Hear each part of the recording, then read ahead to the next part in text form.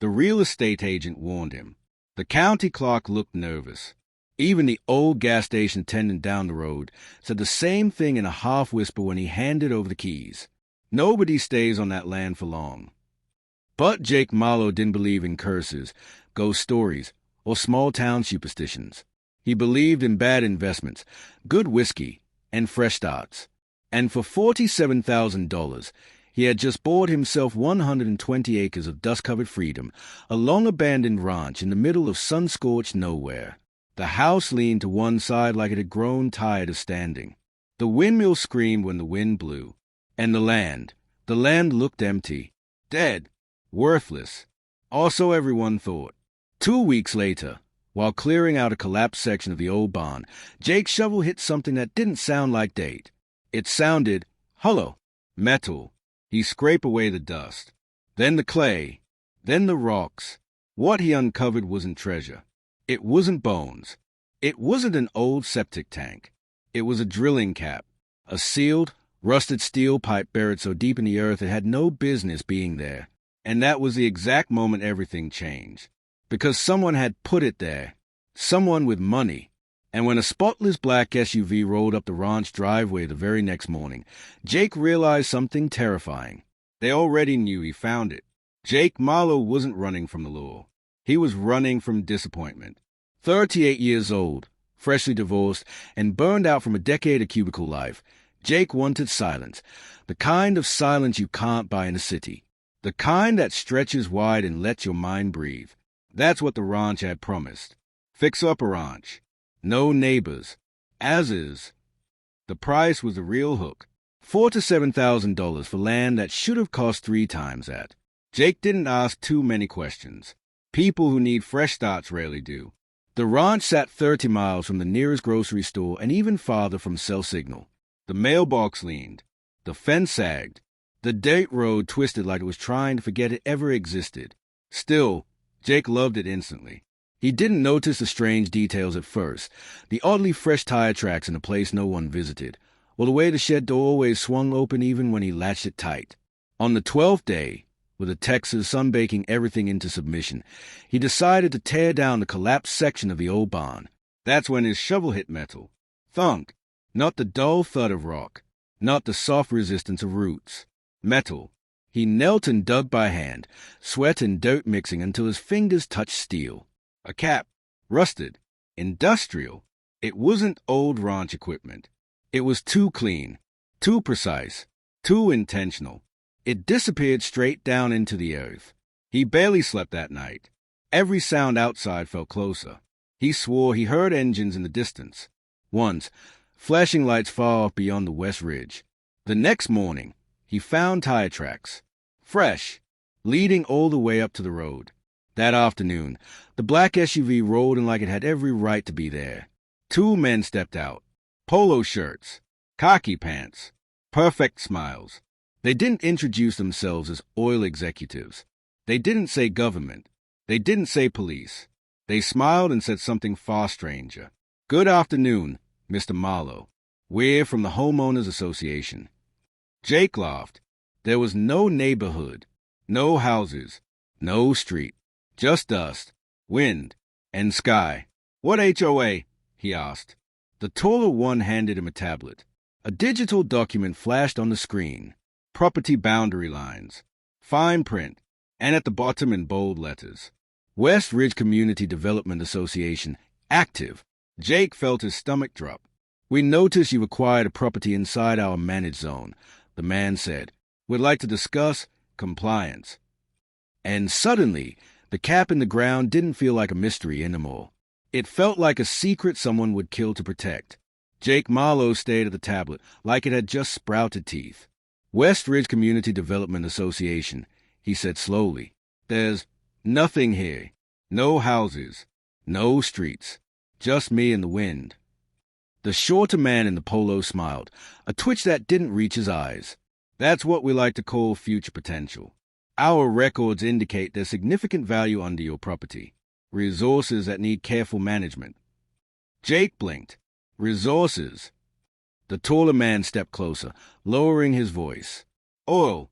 There's oil under your land. Significant reserves. enough to attract major investors, if you handle it correctly. Jake laughed nervously. You're saying there's oil under my backyard, and suddenly I have a homeowners association. The shorter man didn't smile. Not just any HOA. West Ridge is selective. We oversee development and compliance. If someone taps the resources without our authorization, he let the threat hang in the dry air. Jake's mind spun. He had imagined quiet nights, a little barn renovation, maybe planting some crops. He hadn't imagined secret oil reserves, black SUVs, or shadowy HOA that acted like the CIA. Look, Jake said, trying to sound reasonable, I just bought this property. I found a pipe. I have no idea what it is. I don't want trouble. But I also don't want some association telling me what I can do on my land. The tall man's smile returned, colder this time. You may legally own the surface rights, Mr. Marlowe, but subsurface rights, especially in West Ridge, fall under association oversight. Consider it an insurance policy for both you and us. Jake rubbed his temples. Subsurface rights? Insurance policy? He had no idea these things existed outside of real estate jargon he barely understood. You mean you own the oil? Jake asked. The short man shook his head. We don't own it. Not directly.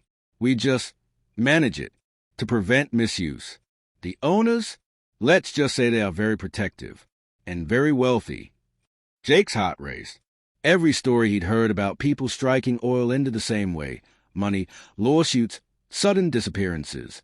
And here he was, smack in the middle of the desert, holding a shovel and a rusted pipe. I don't want any trouble, he said again. Can I just leave it alone? That's the problem, said the tall man. The pipe indicates someone has already started digging. Someone has already discovered what lies beneath. We can't have unregulated activity. It's dangerous. For you, for us, for everyone. Jake's stomach knotted. So, what you want me to... what exactly? The short man's fingers hovered over the tablet. Compliance, regular inspections, documentation of your activities, and any further digging is strictly forbidden without our oversight. Jake laughed bitterly. Oversight? Right. You come out of nowhere, in black SUVs, calling yourselves an HOA, and now you're the police of the oil under my land. The tall man's smile faded. We don't enforce laws. We enforce protocols. And believe me, Mr. Marlowe, failure to comply can be inconvenient. Jake glanced at the horizon. The desert stretched endlessly, but he felt a cage closing in. His dream of a quiet, empty ranch was vanishing under the weight of secret ownerships, hidden agendas, and people who clearly had more power than they admitted. He decided to walk the property. Maybe if he moved around, the tension would ease. But as he reached the edge of the property line, something struck him. Fresh tire tracks leading straight to a small ridge he hadn't noticed before.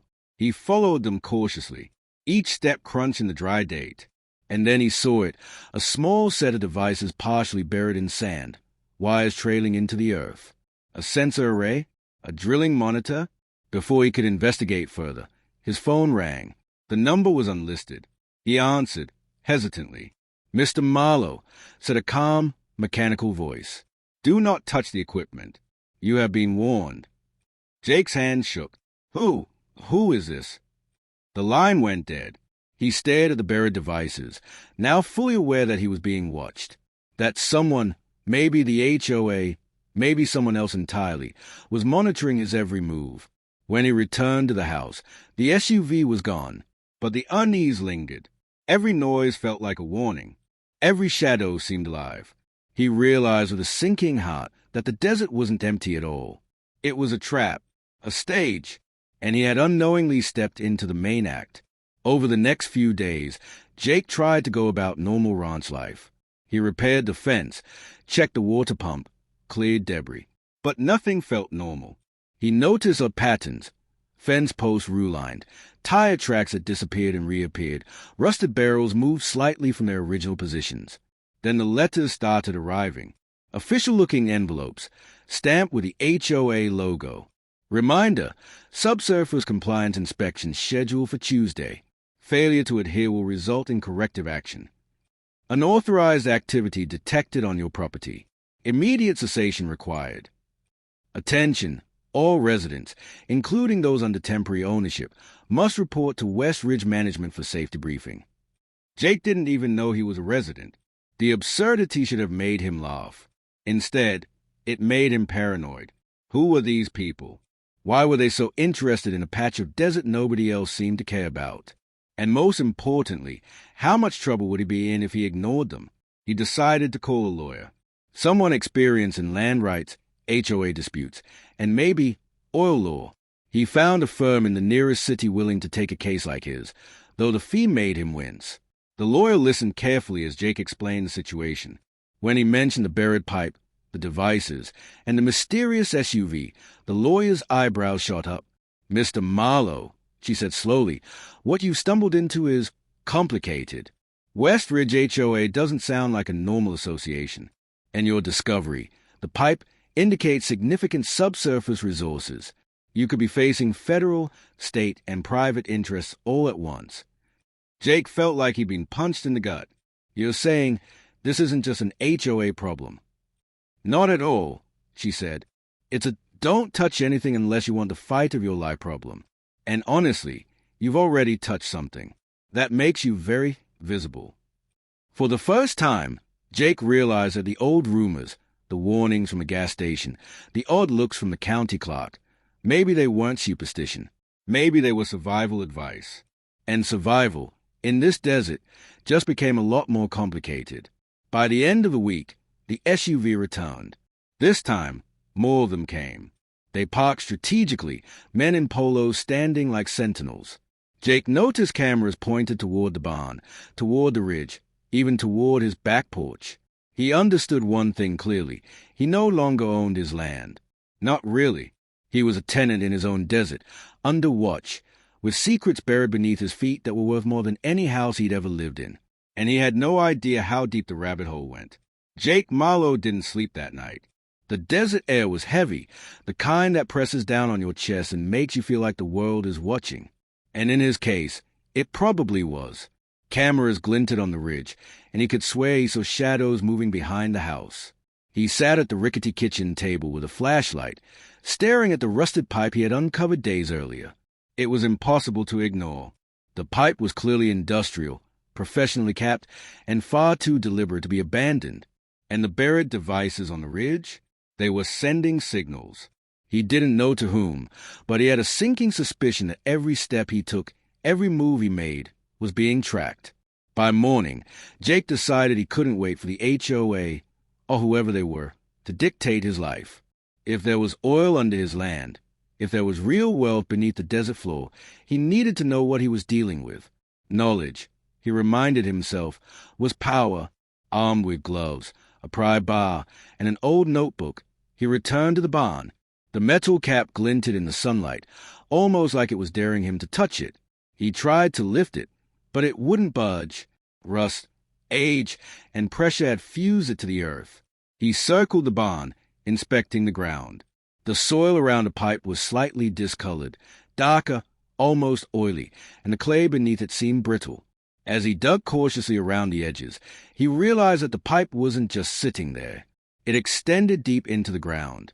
And the more he uncovered, the more he understood that he had accidentally stumbled upon something that wasn't just valuable, it was monumental.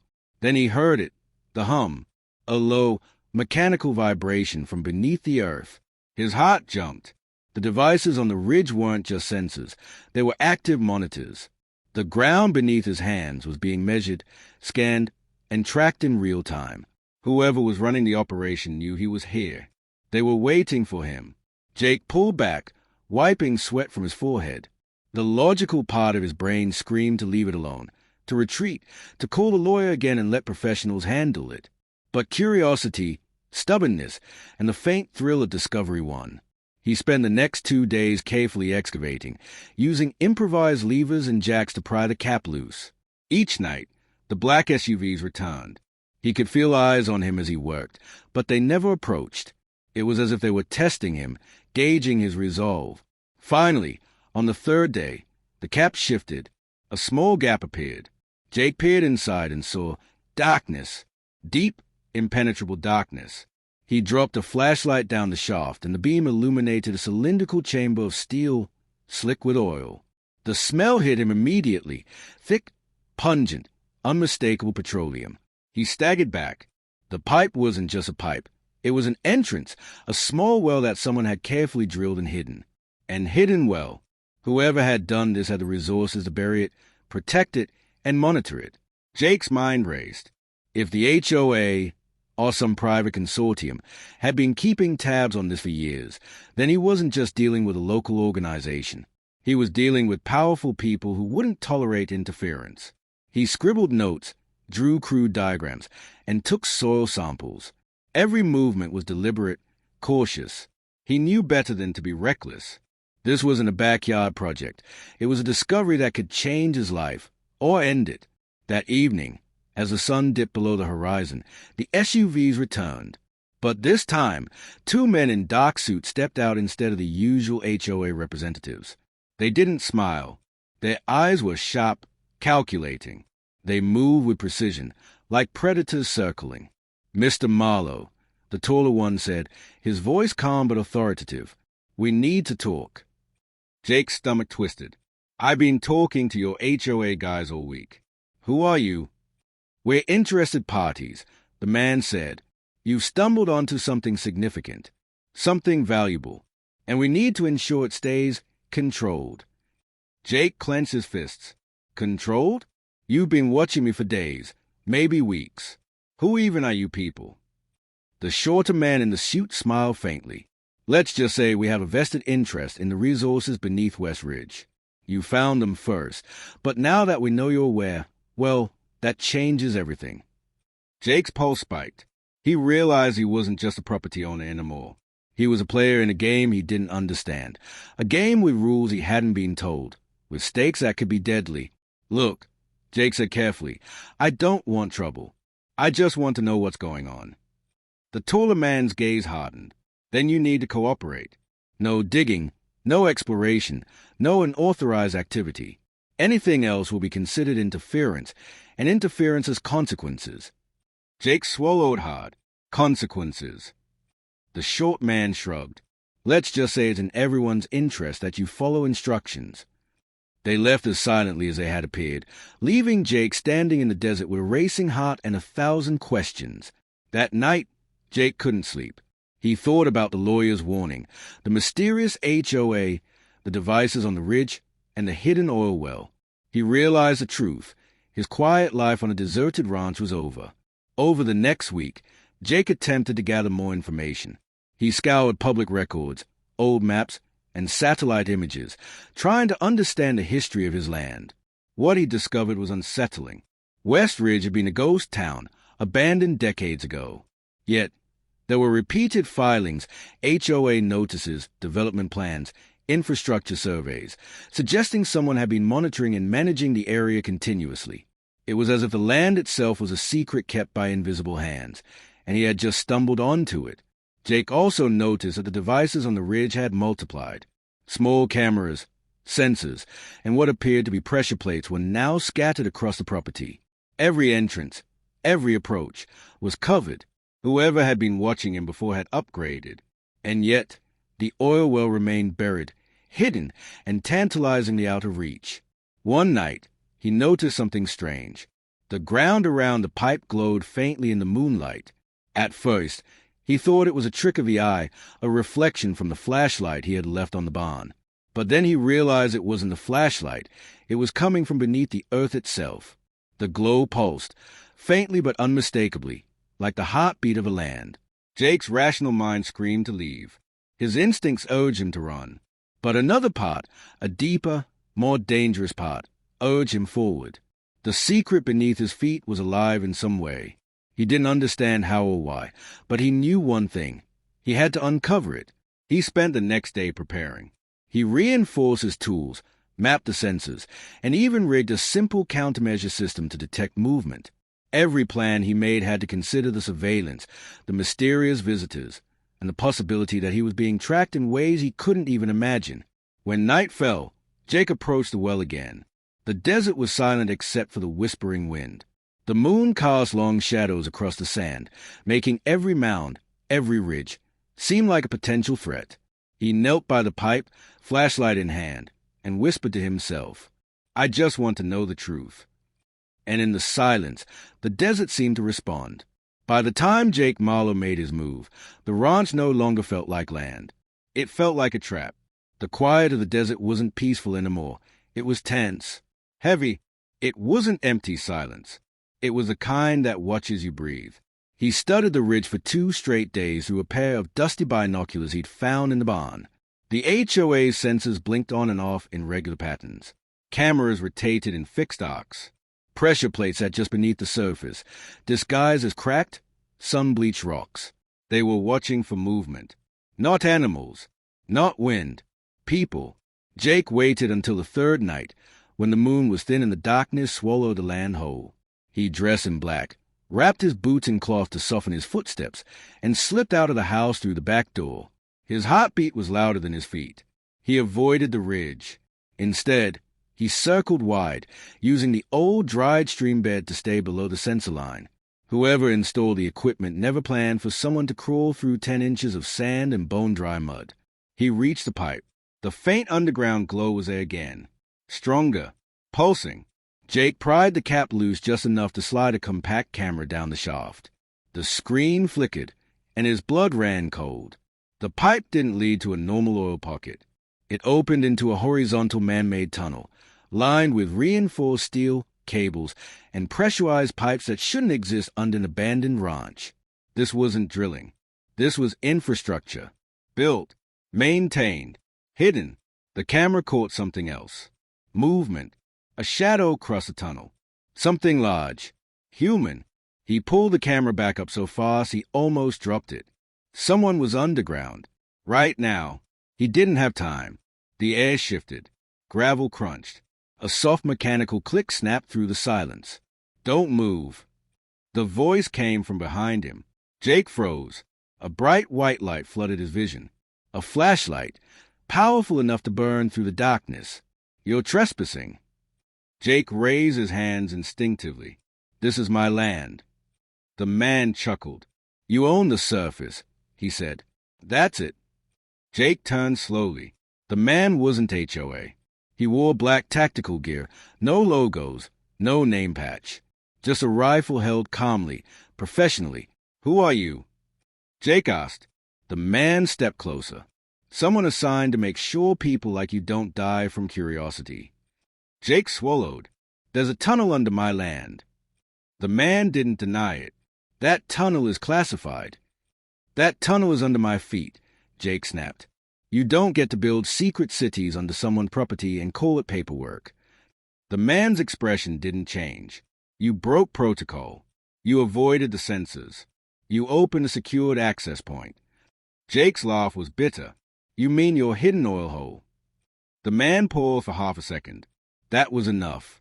Jake saw it. Fear. Not of him. Of what was under the ground. The man lowered a rifle slightly. "You need to leave. Now. Forget what you saw. Forget what you recorded." Jake shook his head. "That thing is alive." The man said nothing, which was an answer. Suddenly, headlights lit up the ranch from the distance. Multiple vehicles. Not the SUVs this time. Bigger, heavier, military style. The man swore under his breath. "You didn't come alone, did you?" "I haven't told anyone," Jake said. "Not about that," the man replied. The ground trembled. Not like an earthquake, like a pressure release. From below, a low, dull thump rolled through the desert floor. The pipe vibrated. The glow intensified. The man stepped back, suddenly tense. That's not supposed to happen. Another tremor. Stronger. A deep, metallic groan echoed up from the earth like something being forced open. The vehicles drove closer. Doors slammed. Boots hit the ground. Voices shouted in hushed, urgent tones. Jake felt the ground breathing. That was the only word for it. Breathing. The pipe began to leak. Not oil, but heat. Hot, dry air rushed from the opening like a lung exhaling. A voice shouted from the darkness. "Seal it. Now." The tactical man grabbed Jake's arm. You shouldn't be here. No kidding, Jake whispered. Another tremor. Cracks formed in the dirt around the pipe. Whatever had been buried wasn't just oil. It was pressure. It was alive. Metal screamed underground. The glow toned from dull gold to white hot. Jake felt it through his boots, through his bones. Everyone back, someone screamed. The man grabbed Jake and threw him backward just as the pipe exploded upward in a violent burst of date, sand, and superheated air. No fire, no lava, just raw pressure blowing open something that had been sealed for a very long time. The land split, not wide, but deep. A thin fracture ran across the earth like a crack in glass. Then the ground stopped. Silence returned. Except it was different now. Awake. The vehicles backed away. The voices went from urgent to terrified. The tactical man released Jake and stepped back slowly, eyes never leaving the cracked ground. What was that? Jake whispered. The man's jaw tightened. That wasn't oil. The silence became heavier. Jake felt it settle into his chest. Then what is under my land? He asked. The man looked at him, finally honest. A reserve. Jake frowned. Like fuel. The man shook his head. A reserve of pressure, of energy, of something that shouldn't be released. The SUVs rolled up again. The HOA men stepped out, their smiles completely gone. Now they looked scared. The taller one scanned the cracked earth. It's waking up, he muttered. Everyone heard him. No one corrected him. Jake's voice cracked. You put an HOA over sleeping nightmare. The man didn't answer. He didn't have to. Jake looked down at the broken ground and realized something terrifyingly clear. They didn't move in because of oil. They moved in because of fear. Jake Marlowe stood on the cracked, trembling ground, staring into the fissure the pipe had created. The desert, once a sanctuary, now felt like a cage built on top of something ancient, vast, and utterly unknowable. The tactical man, still wary but slightly more composed, crouched beside Jake. You've seen enough to understand, he said quietly. Whatever is under your land, it's not conventional. Not oil, not gas, nothing you or anyone has drilled before. You've activated it. It's awake now. Jake swallowed hard. Awake? You mean alive? The man didn't flinch. In a manner of speaking, it stores immense energy. Pressure, heat, subterranean motion. It was buried, sealed, monitored, designed never to be touched. And yet, here we are. Jake's head spun. He had thought the worst of his problems were HOA inspections, secret surveillance, and mysterious SUVs. Now he realized the worst was hidden beneath the desert floor, something powerful, something that could destroy his land, maybe even the surrounding area, if released uncontrollably. The HOA men stood a few yards away, watching. Their usual smug composure was gone. Now their eyes betrayed something Jake hadn't seen before. Fear. Real fear. What is it? Jake asked again. I need to know what I'm dealing with. The tactical man exhaled slowly. A subterranean pressure reserve. Humans discovered it decades ago. They didn't understand it, couldn't contain it safely, and decided to seal it. That's why West Ridge exists, to monitor it, to prevent anyone from touching it, and to make sure it stays buried. Jake's stomach turned. So, the HOA, all of them, they weren't just greedy bureaucrats. They were guardians. The man nodded grimly. Exactly. The oil?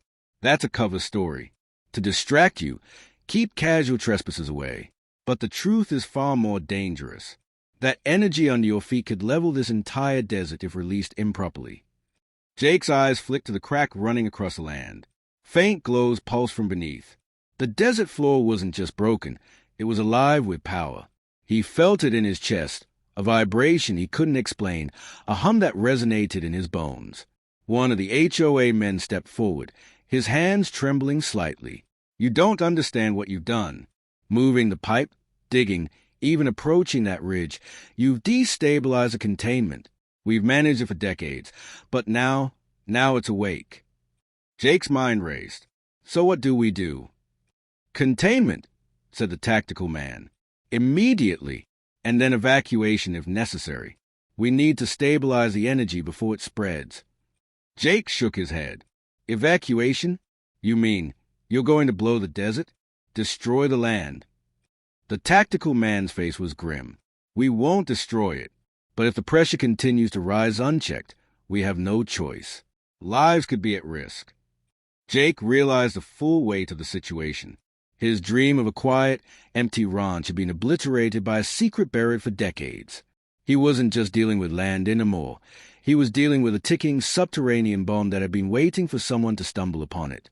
He noticed something else, the fissure pulse in rhythm, almost like a heartbeat, and he understood instinctively that it wasn't random. The energy beneath the ground was sentient in a way humans could never fully grasp. It responded to disturbance, to movement, to interference. We have to move fast, said the tactical man. The longer it stays unstable, the harder it will be to control. Jake nodded, fear and adrenaline mixing in his veins. Okay, what do I do? The man gave him precise instructions. They set to work using makeshift braces, levers, and old steel plates from a barn to try to stabilize the ground. Each tremor of the earth threatened to undo their efforts. Dust and debris filled the air.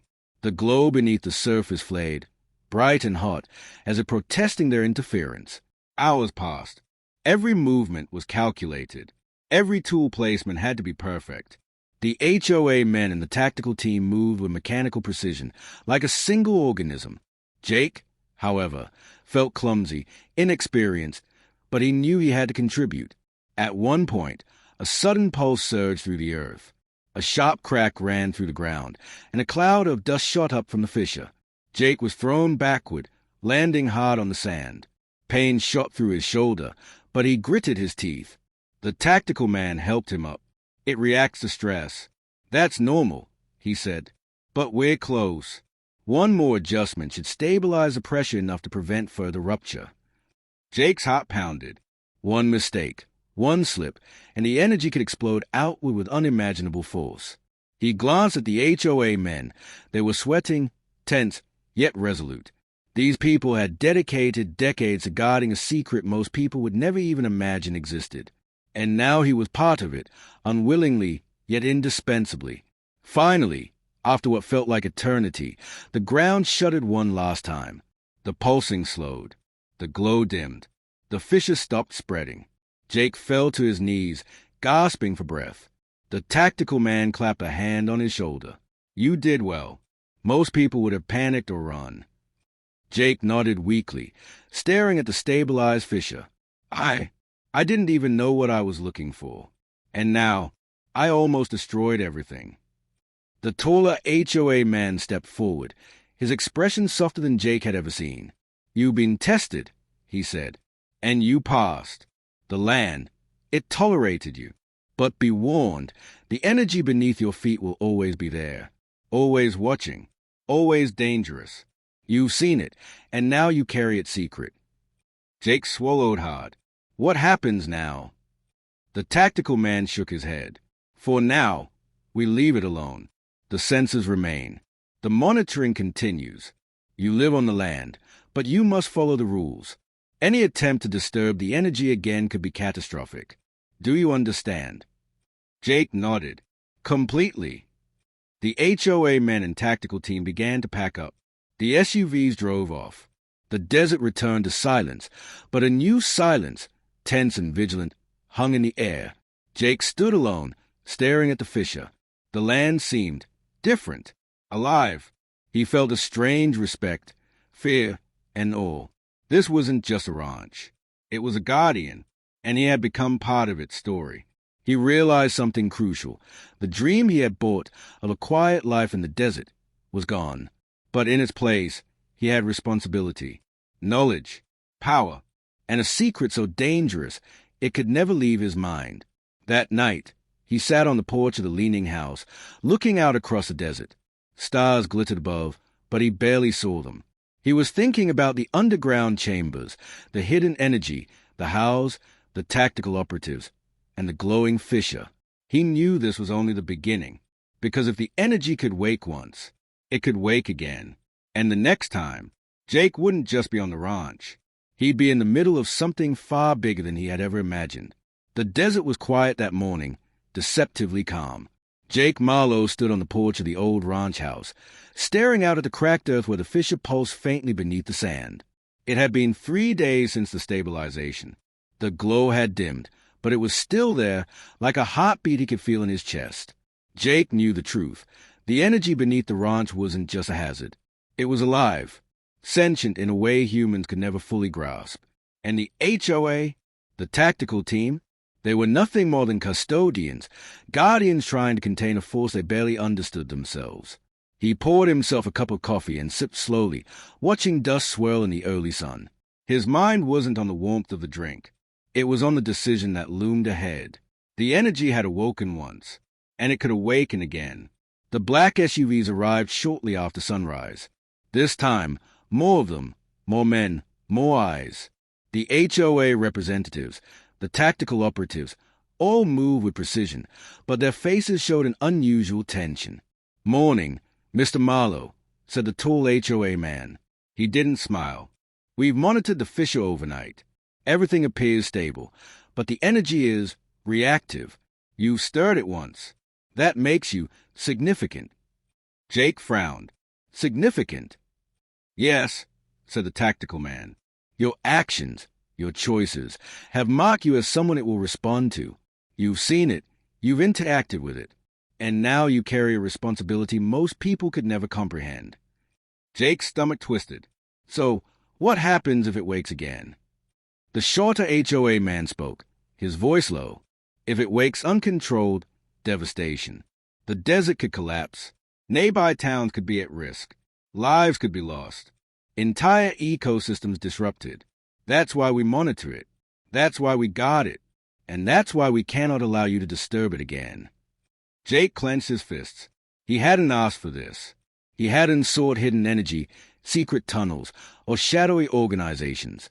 He had wanted a quiet life, a place to breathe. But now, he realized the ranch had chosen him. The land beneath his feet had awakened. The tactical man stepped closer. "We need your cooperation. Complete isolation. No digging. No unauthorized access. Any attempt to engage the energy could trigger catastrophic events. You understand the stakes?" Jake nodded, though fear and anger tangled in his chest. "I understand.